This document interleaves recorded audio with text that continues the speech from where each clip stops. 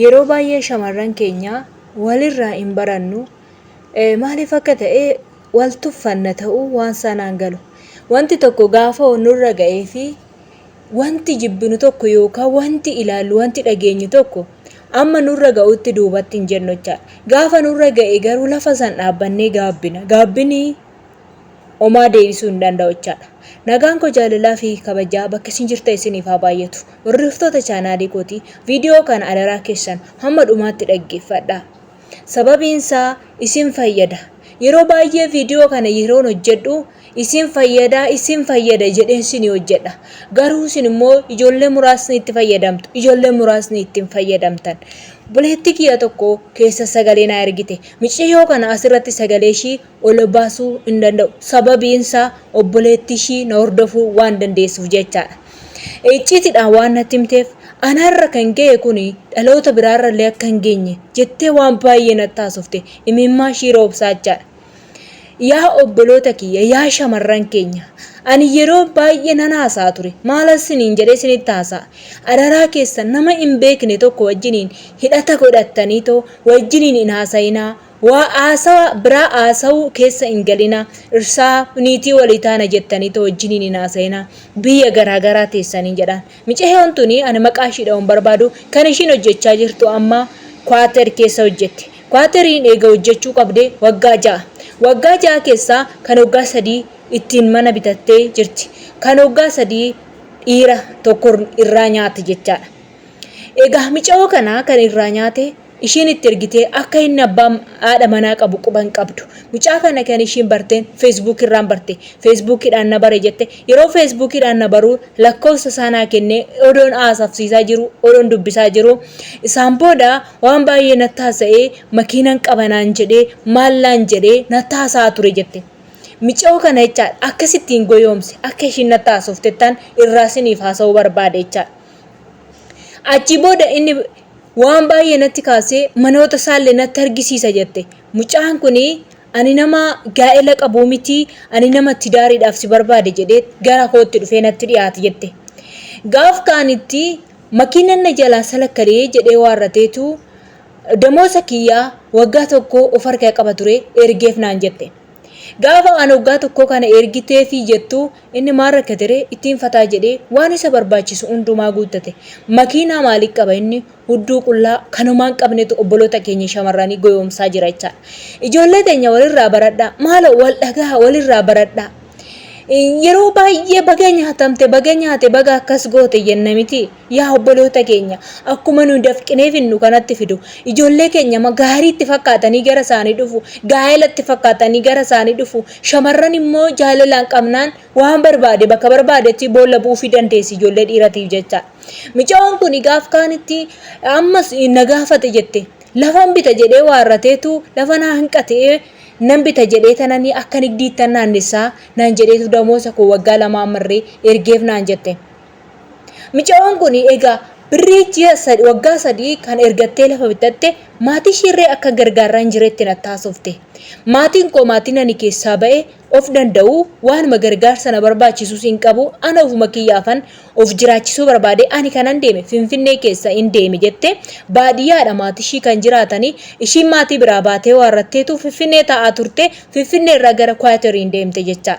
Ofii ishiitiif hojjette qaansiraa hojjette waarratteetu ofii ishii tikkeetta kutattee gara Kwaateriin deemte. Dhaggeeffadhaa. Miceeyoo kana waan baay'ee nama gaddisiisu jechaadha. Dhiironni keenya akkaatti shamarran irraa nyaachuun keessan boru itti gaafatamtu. Ijoollee baay'ee lubbuu isaanii kan dabarsan sababii dafqa isaaniiti. Maaliif seetan dafqa ofii jechaan akkatti finnu nutu beeka. Ho'a dandeenye qorra dandeenye waarraneetu finna. Dafqa keenya xuruurfannee finna akkanatti teenye miti kan finnu. Ifatamnee finna xinnaa guddaa beekaa wallaalaadhaan ifatamne shintibeeti araba gadi jennee miiccine jechaadha. Innaa miceeyoo kana akkasittiin birrii waggaa 2 gaafa irraa fuudhu ittiin lafa bita jedheeneeti.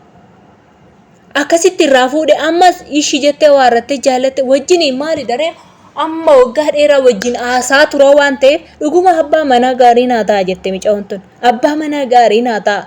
Anaaf jiruu koo boruu naa ta'a jedhee kana wajjiniin akkasitti adeemaa ture jette. Gaaf kaanitti silkii bilbila isaa hin qabdi turte. silkii kallattii odoo walchiisuudhaaf jecha gaaf kaanitti bilookii ishii godhe micoo kana. Kan hoggaa sadii sana irraa fuudhee maal hojjettee maalidha hojiin kee suura kaasitoo na ergi suuronni inni naa kaasus feekidha jettee jirti. Akka tasaa ta'ee onlaayiniidhaan karaa iimootiin guruuppii hidhatan kana keessaa micayyoo waan ta'e na dubbistee gaafa isheen na dubbistuuni akkasitti kun jaalalleen qaba jaalallee kooti jedhee otoo inni bilookii nan godhinan itti haasa'inaan jette. Gaafan akkas jedhee to'an itti haasa'u keessatti kana wajjiniin haasoftaa kana wajjin hidhata qabdaa naan jettee natti kaafteeti. Gaafa isheen natti kaaftuu nan jennaan ara kuni abbaa ijoollee sadiiti ijoollee sadi qaba akkamitti si jaallachuu danda'e naan jette.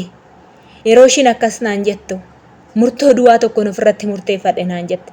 Imimmaa ishee roobsaa sagalee na ergite yaa obboloota kiyya. Akkattan fidutti fida jette. Mana meeqan hojjedha jette achi keessa jaan. Mana sadii olan hojjedha jette. Mana haadhaa na hojjisiisti jette. Manni ishiin nan hojjisiifne hin jirottaniitiin ishiin bira hojjettu jechaadha. Kana keessaa dafqi ishee akkanatti garba geelaa dhuge jechaadha. Gaaf kaanitti inni biloogii godhee wanti ittiin argatu tokko illee hin jiru. Gaaf kaanitti bilbila biraatiin gaafa seentee dubbistu nama biraatti fakkaattee ammas ishiirra nyaachuudhaaf ishii janajjane. Ishumatu maal godhee imoo biraa buufatee waarratteetu suura ishii jijjiirtee waarratteetu gaafa dhaqxeetu dubbistu ammas ishii wajjiniin sin jaaladha manaamin jedhee waarrattee natti haasee jette. Ani micoo kana gorsa baay'een ishii gorsee jechaadha. Yeroo baay'ee miidiyaa irratti naasoo miidiyaa irraa maaliif hin hordofne yaa obboleettii tiyya. Amma kana qixxee kan miidhamtu jedheen itti haasee ergaa takka miidhamte mucaa kana bakka itti argattu bakka itti qabattu hin jiru. Birri immoo kan ishiin ergaa turte karaa alaatiin ergiti.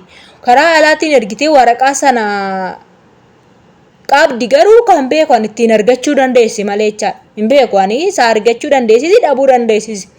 Maaliif hin goyoomtee maaliif miidhamta haadhoo koo jedhee tanan gorseen dhiisi obsi egaa waggaa sadii amma hojjettee si jala garba dhuge kana itti fufiita waggaa takkallee hojjetadhu waggaa lamallee hojjetadhu gara biyya keetii gali jedheeniin baay'ee gorsaa ture jechaadha.